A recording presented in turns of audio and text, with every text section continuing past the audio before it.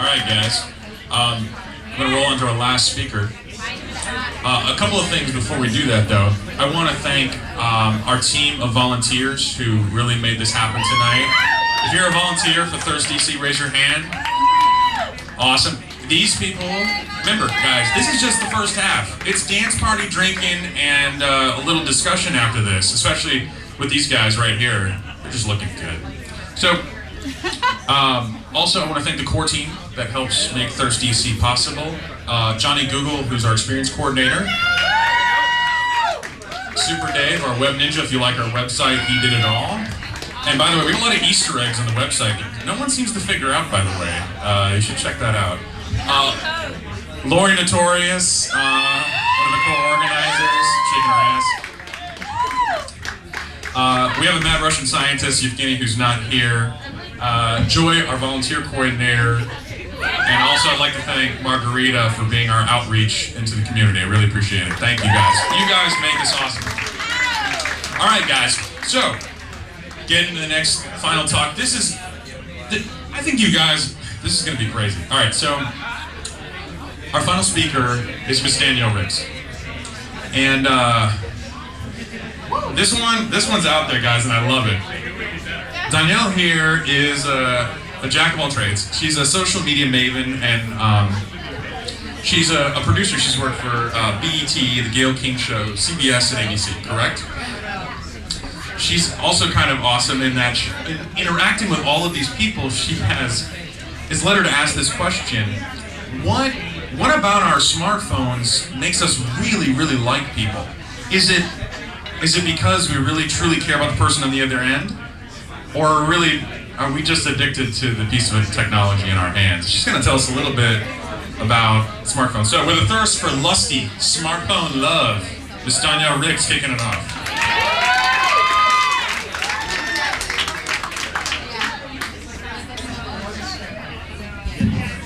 Hi, everybody. So, we're going to talk about a thirst for sexy tech dating and the interpersonal relationships that happen with it. And one of the things that we're going to talk about, three actually, it's technology, the brain, and how that works with our interpersonal relationships. But before we get started, I have a question. How many of you have used social media to get laid? Yeah! Right. So these little devices have come in very handy in the 21st century, have they not? So you can send these lusty text messages and IMs and DMs, and you can literally mind fuck people over and over again. That's right, I said it, mind fucking. So in the 21st century then, dating is less about fairy tales and romance and more about science and technology. And what's happening in the brain when you use technology. So it is going on. Scientists tell us that the brain is malleable. Not just when you're a little kid and you're trying to teach your little daughter not to touch the stove, because if she touches the stove, then she's going to burn her hand. See, when they're babies like this, you can mold their brain and mold them into doing anything you want to do. But your brain is actually malleable all through adulthood. So then what does that mean? This is your brain on technology. Technology then is changing the way we think. It's literally rewiring our brain. We are actually starting to get addicted to the digital stimulation.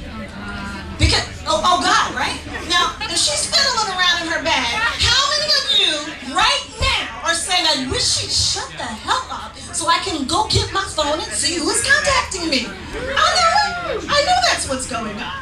So, Dr. Volk Howe, a director of the National Drug Abuse Institute and one of the world's leading brain scientists, tell us that there's a technology to this digital, a science to this digital stimulation.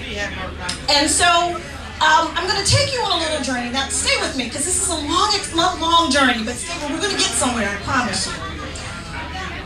Harvard University did a study on the brain. And they took 3 groups. And one group went in the room with the piano and they did an intense study for 5 days. 5 days. All they did, piano, all day, every day. The second group sat in the same room, same piano, and they did nothing. The third group went into the room and sat there, same piano, 5 days, same room, and thought about playing. What do we think happened at the end? Let's say that again. 1 in 3, same thing. 1 in 3, same thing. The people who sat in her ass, obviously nothing happened. They didn't do anything. The first group, when they did the brain scans, obviously with the motor vehicle structure, the thing that lets them use their finger movements, improved, right? But so did that happen for that third group who just imagined it. So therefore, your brain really doesn't know the truth, right? It doesn't know the difference between the truth and a lie. So therefore, I can fuck you over and over again and tell you you're the hottest guy ever, 15 times a day, every day, and around the 30th day, if you're secure, 60th if you're not, you're going to start believing. And I'm going to use this little device to do it. Digital stimulation, people, with this little device. We should hire you. You should hire me. Please do hire me. So again, I know that right now, somebody in the room is trying very hard not to look at their phone. They're trying. Look, he's looking at it, dude. Really? I thought you were taking pictures. Really? He's looking at his phone.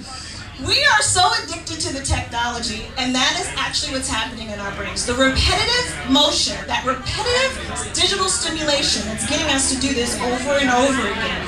So here comes the art of mind fucking, right? Because if I repeat it, he laughs every time I said that. You've done this before. I know you have. So okay, this is what happens. I don't even know you, right? We met on Twitter, we met on Facebook. You only know the representative that showed up, the person that I want you to think that I am, right? And so we start communicating first in the public space, and then we take it off the public space, and we start DMing each other, or we start sending each other Facebook inboxes, and sooner or later I give you my phone number, and you start texting me over and over again, and you, and we tell each other we're the most wonderful people in the world. Look, for you lazy guys who don't know how to date, this is great technology for you. It's an easy lay. You just are charming and witty, and you just tell this chick what she wants to hear, and we fall for it. But here's the question. What is really happening? Are we, is the brain changing with the technology, or is the brain changing with the addiction? Do I think that guy who's been sending me those messages on Twitter is really hot? Or am I just addicted to what's happening every time he sends me that message and I need to hear it over and over again? What do you think, guys? Addiction? What do you think? Addiction. It is addiction. And so scientists have said this addiction and what's happening with social media on the brain is less similar to alcohol and drugs and more to food and sex. So it makes sense then that we use these little devices to send sexy messages, and it just feeds our addiction over and over again. And so I'm okay, I'll stop right here and let you go ahead and do your messaging. He's in his pocket right now. You think I can't see you, but I do. He works on the hill too, it's Go so right bad. ahead, it's fine. You know, and she's taking a picture of it. So it's really kind of funny because, you know, all this sexting, is this why these sports figures are getting caught? And, you know, politicians? And then just your average Joe. Is that what's going on? Is it that? Okay, here's the other question. Why do they delete these messages? I mean, seriously. My ex got caught that way, my girlfriend's husband got caught that way. Why aren't they deleting these messages? Could it be that they want to relive the experience over and over again? Could it be that the addiction is not just in the moment, but the addiction gets carried on over and over again? And it's this thing. And the droids and all the other ones. I have a friend back there who's like really pissed that I keep holding up an iPhone. But I mean, come on. It's these things, right? I love it. Okay, you guys actually are fingering your iPhones and giving it a hand job every time you send that text. And you ladies are feeling yourself up with it too, right? So it's not a large leap to then that there's some tactical and emotional bond that happens every time you stroke your device, right? There's something going on here, guys. It's science. I know it doesn't feel like it, but it is. It's science. And we then have to figure out a way to work our way through all this madness, right? So what does all this mean for us? If you're aware of what's happening with the addiction, that's one thing.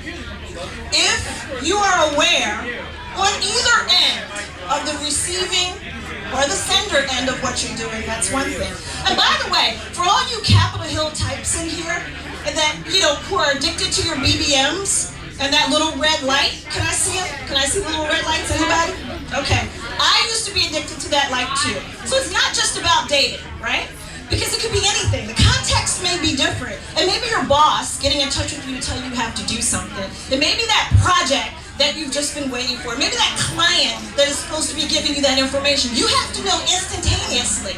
Okay, if you're in control of that, that's one thing. But if you're mindlessly allowing these devices, and I'm guilty, I'm a gadget girl. If you are mindlessly allowing these devices to control your life, then your addiction has gotten out of hand. So what do? Turn the frickin' thing off, people. It has an off button. Turn it face down when you go to bed so you can't see the light. Tell yourself, I'm going to go offline. So now, to my ladies in the room who are actually addicted to some guy who's been communicating to them, I'm talking to you. Turn the phone off. Tell him he can only reach you between certain hours. He may not have 24-hour access to you. He may not. You know what? How did that even happen? Back in the day, he couldn't, right?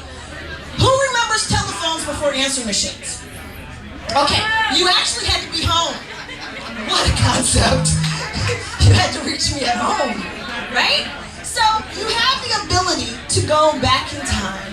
I don't want to go all the way back to the horse and buggies, but you have an ability to go back in time and control your addiction.